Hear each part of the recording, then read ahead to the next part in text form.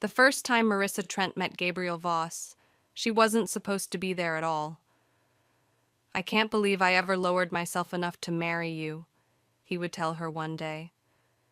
But that devastating truth was still hidden behind his perfect smile when they first locked eyes across that charity ballroom. Marissa was 26, a public school teacher earning barely enough to cover her modest apartment rent. Her friend Jenna had practically dragged her there, insisting she needed to meet real people instead of spending another weekend grading essays. "Just 2 hours," Jenna had promised. "Then you can go back to your red pen and coffee." When Gabriel approached her, Marissa's first instinct was to look behind her. Men like him, tall, confident, dressed in what she'd later learn was a custom Italian suit, didn't notice women like her.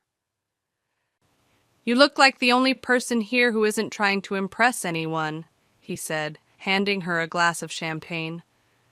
"I find that refreshing." His voice carried that quiet authority of someone used to being listened to.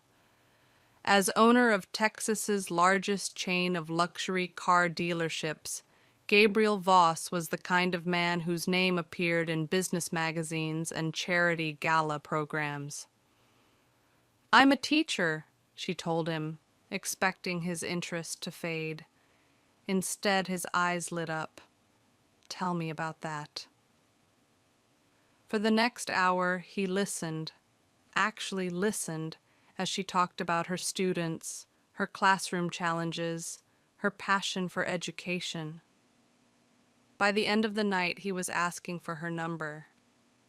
"What drew me to you," he'd tell her later, "was how different you were. Simple, grounded, real. Different." It sounded like a compliment then. She had no idea it would become the first weapon he'd use against her. "Have you ever ignored red flags because someone made you feel special? Tell me in the comments.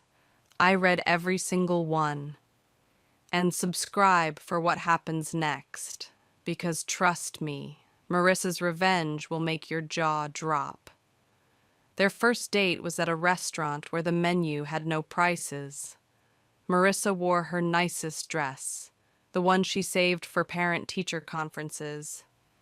Gabriel arrived in another perfect suit, opening doors and pulling out chairs like she was made of glass. "You look beautiful," he said, and for once in her life she believed it. One dinner became weekend getaways. Weekend getaways became holidays in places she'd only seen in magazines. 3 months in, he flew her to Paris on his private jet. "Is this real?" she asked, watching the clouds beneath them. "Get used to it." He smiled, kissing her hand. "This is just the beginning." Marissa grew up watching her parents count pennies at the kitchen table. Her father worked at a factory for 30 years. Her mother cleaned houses. They taught her that honest work and kindness mattered more than money. Now she was dating a man who spent more on wine than she did on rent. "My friends think I'm crazy," Gabriel confessed over dinner one night. "They say I should be with someone from my world, someone who understands how things work." "What do you tell them?" she asked, suddenly self-conscious. "That I wanted someone who wouldn't marry me for my money." He reached across the table. "Someone real." 6 months after they met, he proposed with a ring that made her teacher friends gasp. "Yes," she whispered, tears streaming down her face. It felt like a fairy tale, the kind where the ordinary girl gets the prince. But fairy tales leave out important parts. They don't show what happens after happily ever after. They don't warn you that sometimes the castle has dungeons, and they never tell you that princes can become monsters when the crown gets too heavy. The corrections started small, so small that Marissa barely noticed them slipping between his compliments. "Darling, it's pronounced Versailles," not Versailles, Gabriel whispered at a dinner party, his hand squeezing hers under the table. Just trying to help you fit in. She laughed it off. After all, he was right. She'd never been to France before him, never tasted champagne that cost more than her monthly car payment. Never walked into rooms where people whispered about stock portfolios instead of student progress reports. "You're lovely," he'd say, straightening her posture at a charity gala, "but you really should learn how things are done." Then came the comments about her clothes. "That dress is too plain for an event like this," he said one evening, frowning at the outfit she'd spent 2 hours choosing. "Don't wear those shoes. They look cheap," he told her before a dinner with his investors. Soon, packages began arriving at their home. Designer dresses, shoes, jewelry, all with little notes.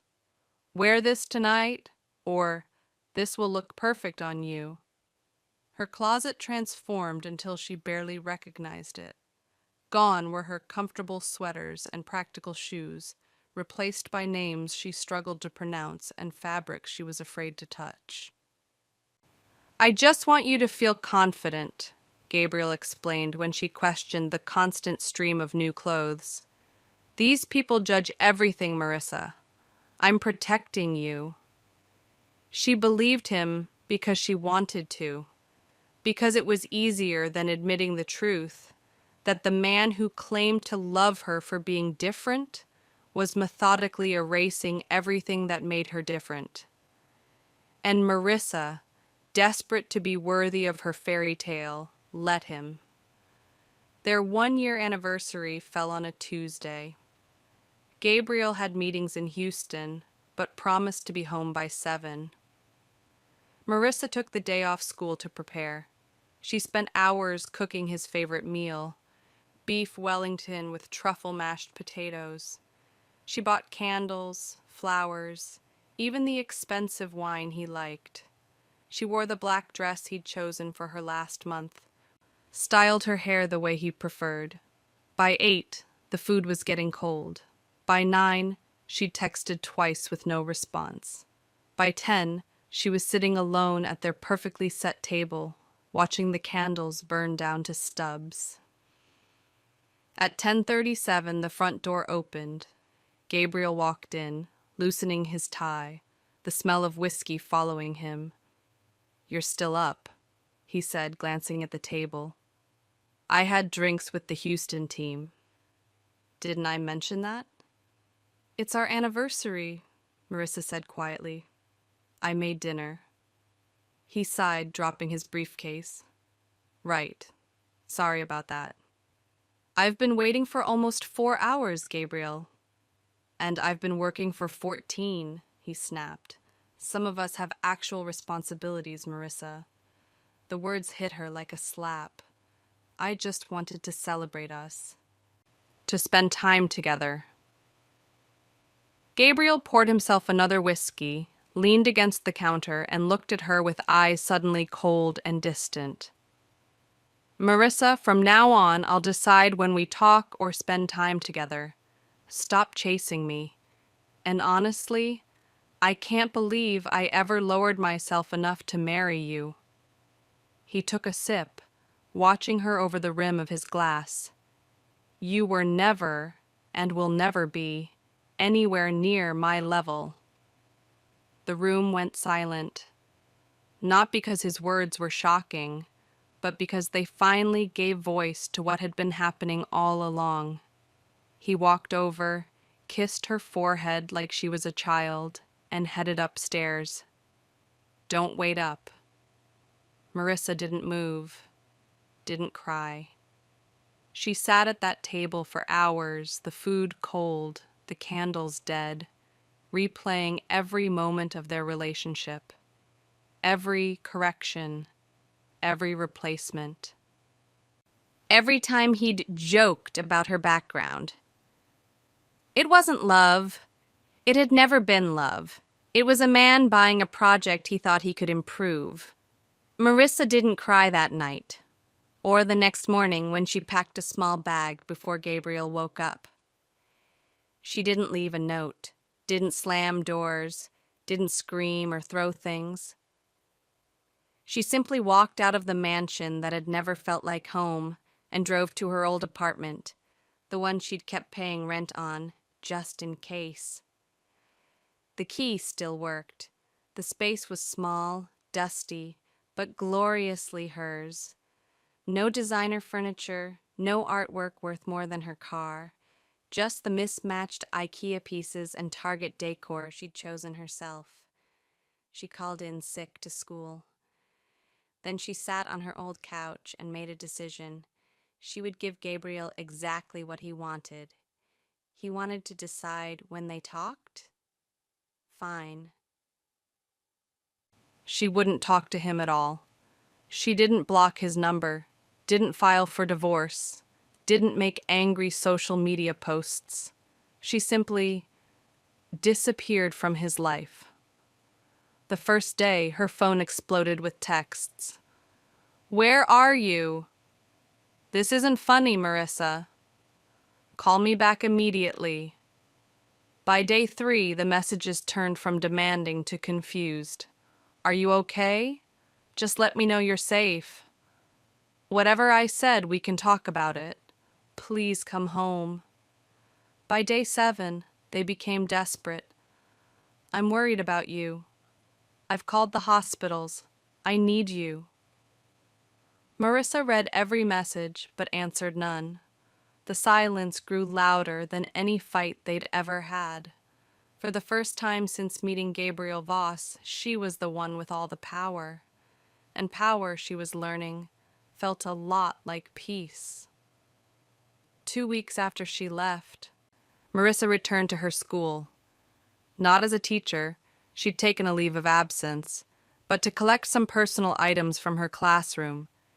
She was chatting with the school secretary when a commotion at the front entrance caught everyone's attention. Gabriel stood in the lobby, holding a bouquet of roses that probably cost more than a day's salary for everyone in the building combined. His appearance shocked her. His usually perfect hair was uncombed, his custom suit wrinkled, dark circles under his eyes. When he saw her, relief washed over his face. "Marissa," he breathed, striding toward her. "Thank God." The secretary raised her eyebrows. Several teachers paused in the hallway. A group of students slowed their pace, sensing drama. "Can we talk?" he asked, lowering his voice. "Privately?" Marissa looked at him, really looked at him, and felt nothing. No anger, no hurt, no love, just nothing. "No," she said simply. His confident smile faltered. "I was wrong," he said softly. "You were never the problem. I miss who you were, the woman who admired me." The old Marissa would have melted at those words, would have forgiven him instantly, grateful for his attention. But that woman was gone. "I'm not her anymore," she replied, her voice steady. Gabriel's expression hardened. "You can't just leave. We're married. You're my wife."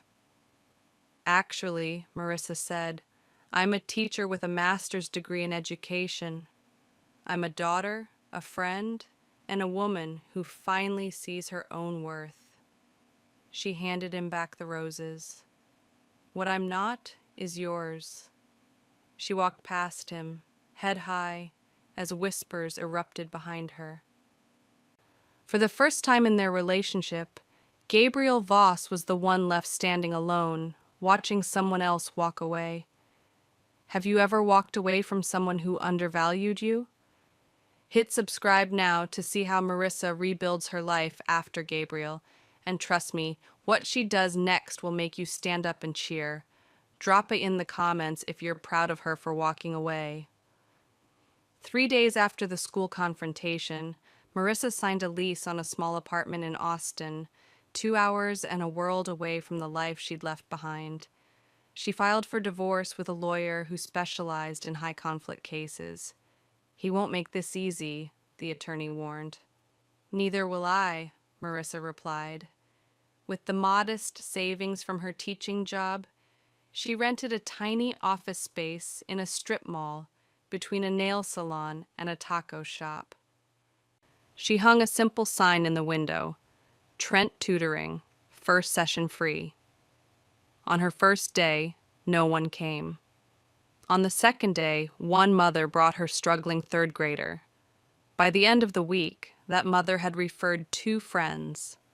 Marissa focused on kids other tutoring services rejected, the ones with learning differences, behavior issues, or parents who couldn't afford fancy educational centers. She created custom learning plans for each child, using techniques she'd developed during her teaching years.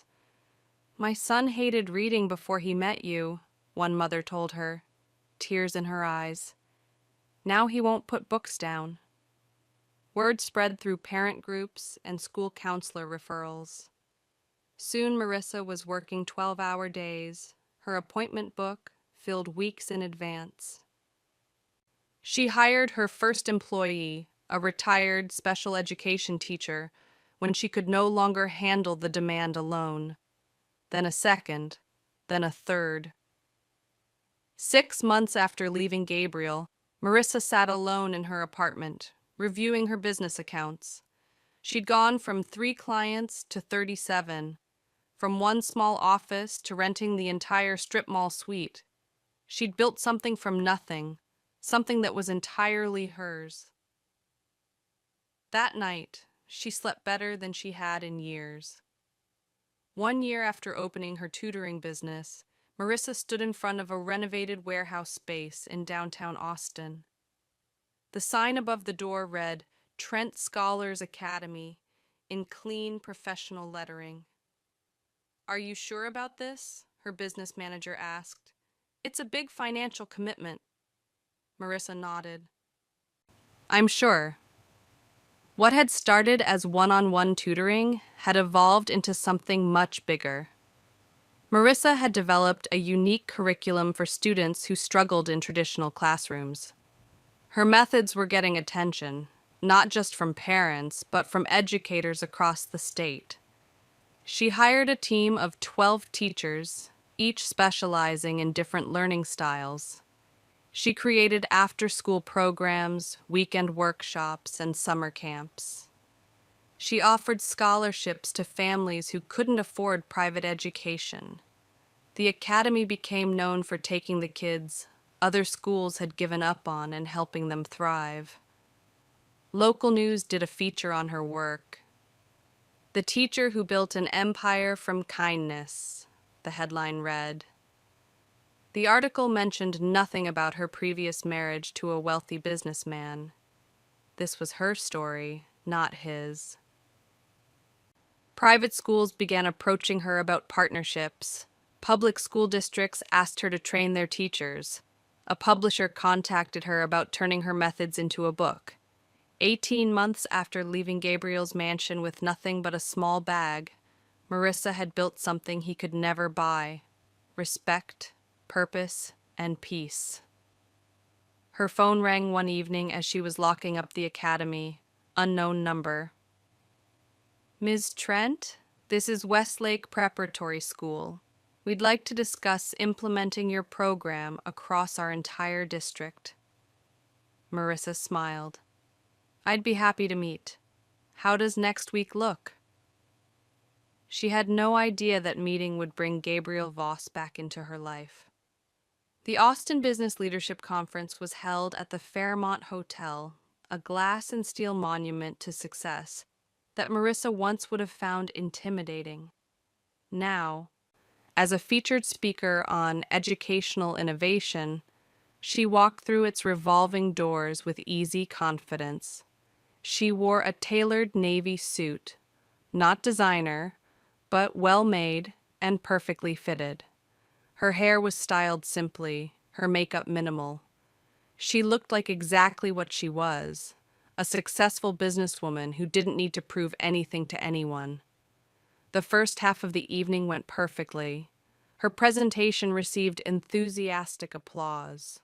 Business cards were exchanged. Potential investors approached her about expanding Trent Scholars Academy to other cities. Your growth metrics are impressive, one venture capitalist told her. You've built something special here. Marissa was at the reception afterward, champagne in hand, when she heard a voice behind her.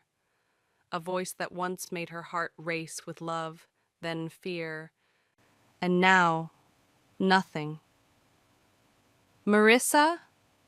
She turned slowly. Gabriel Voss stood before her, holding a drink that trembled slightly in his hand. He looked older, tired. The confident glow that once surrounded him had dimmed to a flicker. "Hello, Gabriel," she said calmly. His eyes moved over her, taking in the changes. "You look incredible." "Thank you," she replied, her tone polite but distant. An awkward silence stretched between them. She made no effort to fill it. "I heard you were speaking tonight," he finally said. "Your company is doing well." "Very well," she confirmed. He nodded, looking down at his drink. "My dealerships aren't doing so great. The economy, you know. Investors pulling out." 2 years ago, she would have offered sympathy, tried to make him feel better. Now she simply nodded. "I'm sorry to hear that," she said, meaning it but not feeling responsible for it. He attempted a smile. "Life's funny, isn't it? How things change." Marissa took a sip of her champagne. "Yes," she agreed, "things do change." They moved to a quieter corner of the reception, away from curious eyes and potential gossip. "Your speech was impressive," Gabriel said. "You always were a good teacher." "I still am," Marissa replied, "just on a larger scale now." He tried to make small talk, asking about her company, her life in Austin, mutual acquaintances they once shared. She answered each question directly, not rude, but not offering more than necessary. "Are you seeing anyone?" he finally asked, the question he'd clearly been working toward. "That's not really your business anymore," she said gently. Gabriel looked down, nodded. Fair enough. He seemed smaller somehow. Not physically. He was still tall, still handsome in that polished way that once seemed so impressive to her. But the aura of importance that once surrounded him had faded. After a long pause, he set his drink down and looked directly into her eyes. "I made a mistake," he said, his voice low and serious. "You were the best thing that ever happened to me. I thought I wanted someone who matched my status, but I lost everything trying to find that." 2 years ago, those words would have melted her. Now, they simply washed over her like water over stone. "Gabriel," she said carefully, "I'm not angry anymore. I haven't been for a long time." "That's good," he said, hope flickering in his eyes. "Maybe we could—" "No," she interrupted gently. "That's not where this is going." His face fell. "I still love you, Marissa." She looked at him, really looked at him, and felt a wave of something like pity. "You didn't lose me because I wasn't enough," she said quietly. "You lost me because you never saw what was already more than enough." She finished her champagne and set the glass down. "I need to get back to my colleagues," she said. "It was clarifying to see you again." As she walked away, she felt his eyes on her back, but no desire to turn around. The woman who would have done anything for his approval was gone. In her place stood someone who had finally learned her own worth, and it had nothing to do with his measuring stick. A month after the business conference, a cream-colored envelope arrived at Marissa's office. No return address, but the handwriting was unmistakable, the confident, slanted script she'd seen on countless birthday cards and anniversary notes. Her assistant placed it on her desk with the rest of the mail. "This one looks personal," she said with a curious glance. Marissa waited until she was alone to open it. Inside was a single sheet of expensive stationery, the kind Gabriel always used for important correspondence. "Dear Marissa, I've written this letter 17 times. Each version sounded hollow, like I was trying to convince you of something rather than simply telling the truth. The truth is, I'm sorry. Truly sorry. Not because I lost you, though that pain is constant, but because I hurt you, because I took someone beautiful and tried to remake her into something I thought I wanted. I'm in therapy now, trying to understand why I destroyed the one good thing in my life. My therapist says I was trying to control you because I couldn't control my own fears of inadequacy. That sounds right, but it doesn't excuse what I did. I always admired your strength, but I never appreciated it until I lost it, until I saw you standing on that stage, completely whole without me. You outgrew me, and I can't blame you. I hope one day you'll forgive me. Gabriel." Marissa read it twice, then a third time. She felt no anger, no satisfaction, no desire to respond. Instead, she smiled, folded the letter neatly, and tucked it inside her desk drawer. A reminder that sometimes closure isn't something you're given. It's something you build for yourself. The call from the network producer came on a Wednesday morning. "We're doing a segment on educational entrepreneurs changing the system," she explained. "Your name keeps coming up. Would you be interested in an interview?" 6 days later, a camera crew filled the main classroom of Trent Scholars Academy. They filmed students working, teachers teaching, Marissa explaining her methods. "What makes your approach different?" the interviewer asked.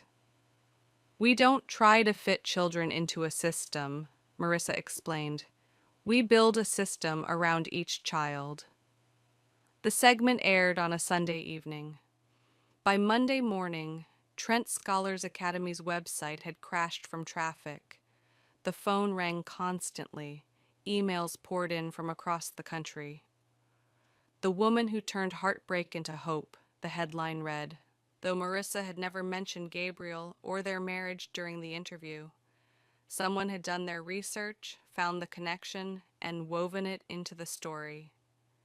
Not as the main focus, but as the catalyst that led her here. The most meaningful part of the feature was the scholarship program Marissa had recently launched, providing free tutoring and educational support to single mothers returning to school. "Education changed my life twice," she told the interviewer. "First when I became a teacher, and again when I had to reinvent myself. I want to give that same opportunity to women who need a fresh start." Within a week, 3 companies had offered to fund the scholarship program. 2 publishers wanted her to write a book. A university asked her to develop a curriculum based on her methods. Success, Marissa discovered, wasn't about proving Gabriel wrong. It was about proving herself right. The email arrived on a Tuesday morning, sitting between a vendor contract and a speaking invitation in Marissa's crowded inbox. Subject: Gabriel Voss, a shared experience. Marissa almost deleted it without reading. She'd moved on, had no interest in drama or reopening old wounds, but something made her click. "Dear Ms. Trent, you don't know me, but I know a lot about you. My name is Lucia Voss. I was married to Gabriel before you. I saw your story on the national news segment. I recognized him immediately. though they never mentioned his name. I recognize the pattern even more. If you're willing, I'd like to talk. Marissa stared at the screen, her coffee growing cold beside her keyboard. After a long moment, she hit reply and suggested a phone call that evening. Lucia's voice was warm, with a slight accent Marissa couldn't place. They exchanged pleasantries before Lucia got to the point. "He did the same to me, you know," she said quietly. "Told me I'd never fit into his world, that I was lucky he chose me, that I needed to change everything about myself." Marissa's throat tightened. "How long were you married?" 3 years. I was a dental hygienist when we met. Not fancy enough, not polished enough, never enough." They talked for hours, not about Gabriel, but about healing, about rebuilding, about finding strength in the aftermath of someone who tried to diminish them. "When I saw your story," Lucia said, "I realized maybe it wasn't us who weren't enough. Maybe it was him who never learned what true worth was." By the end of the call, they'd made plans to meet in person. Two women connected not by their love for the same man, but by their journey away from him. "Thank you for talking to me," Lucia said before hanging up. "It's nice to know I wasn't crazy." "You weren't," Marissa assured her, "and neither was I." That night, Marissa slept better than she had in months, wrapped in the comfort of shared understanding. The Women's Leadership Summit in Dallas drew thousands of attendees from across the country. Marissa had been invited as a keynote speaker, her talk titled, "When They Say You're Not Enough." Standing backstage, she reviewed her notes one last time. 2 years ago, she would have been terrified, sweating, shaking, convinced she didn't belong. Now she felt only a calm readiness. The introduction ended, applause filled the auditorium, and Marissa walked onto the stage with steady steps. "Good morning," she began, smiling at the sea of faces. "I want to start by telling you about the day someone told me I would never be enough." For the next 40 minutes, she shared her story, not as a victim, but as someone who had transformed pain into purpose. She talked about resilience, about finding strength in rejection, about building something meaningful from nothing.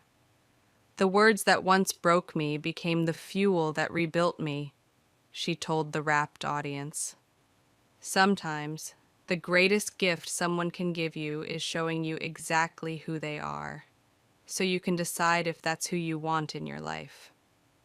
What Marissa didn't know, couldn't know, was that in the back row of the auditorium, Gabriel Voss sat quietly, a conference badge borrowed from a business associate hanging around his neck. He watched her command the stage with the confidence he'd once tried to crush.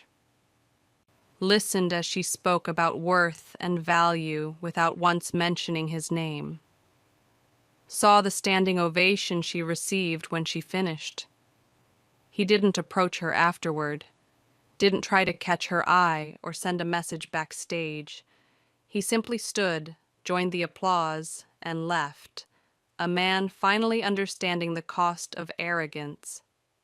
As Marissa signed books and shook hands with a line of inspired attendees, she had no idea Gabriel had been there, no idea he had witnessed her triumph. And the truth was, it wouldn't have mattered if she had known. She no longer needed his witness to validate her worth. 5 years after walking away from Gabriel's mansion with nothing but a small bag, Marissa stood in the gleaming lobby of Trent Educational Enterprises. What began as a tiny tutoring service had grown into a national company, with centers in 12 states, a best-selling curriculum, and a foundation that provided scholarships to hundreds of students each year. On this particular morning, She was meeting with her executive team about expanding internationally. As they discussed logistics for the London and Toronto locations, Marissa caught her reflection in the glass wall of the conference room. She looked nothing like the uncertain young teacher who once believed a wealthy man's attention was the greatest validation she could receive. Her confidence wasn't something she wore like borrowed clothes anymore. It radiated from within. Sometimes, in quiet moments, she still thought about Gabriel, not with longing or regret, but with a strange kind of gratitude. Had he not shown her exactly who he was on that anniversary night, she might have spent decades trying to be someone she wasn't, chasing approval she would never receive. Last she heard, he had sold his remaining dealerships and moved to Florida. She wished him well, genuinely. His cruelty had been the catalyst for her transformation, but it no longer defined any part of her story. "Ms. Trent?" Her assistant appeared at the door. "Your next appointment is here." Marissa nodded, gathering her notes. Today she was interviewing candidates for the scholarship program, young women from challenging backgrounds who wanted to become teachers. As she walked toward her office, she passed the company mission statement etched into the wall. Everyone deserves to be valued for who they are, not who others want them to be. The words that once shattered her confidence had become the foundation of her empire. The man who told her she would never be enough had inadvertently pushed her to discover just how much more than enough she truly was. Sometimes the sweetest revenge isn't proving someone wrong. It's living so well that their opinion no longer matters. If someone has ever made you feel less than, hit subscribe now. Your story isn't over. It might just be beginning. Comment below with one word that describes how you felt after watching Marissa's journey. Was it satisfaction? Hope? Justice? I read every comment, and your stories inspire our next videos.